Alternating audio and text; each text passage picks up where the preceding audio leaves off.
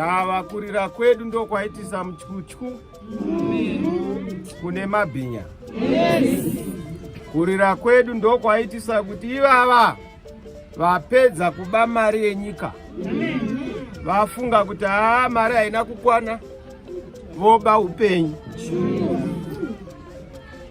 Ndo zvaita kuti techitiko chinochi.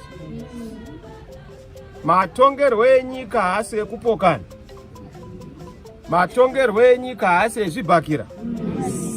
Matongerwo enyika haasi emakuva.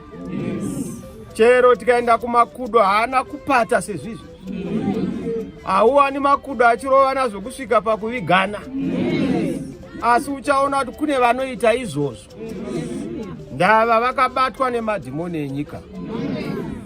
Asi zivai kuti ndo magumo. Maitiro akadai kuoneka. Chiitiko ichi kubata mufundisi kuchikora sehuku zvopera zvakadaro. Chokwadi ndinokutaurirai mene tekero mufasi.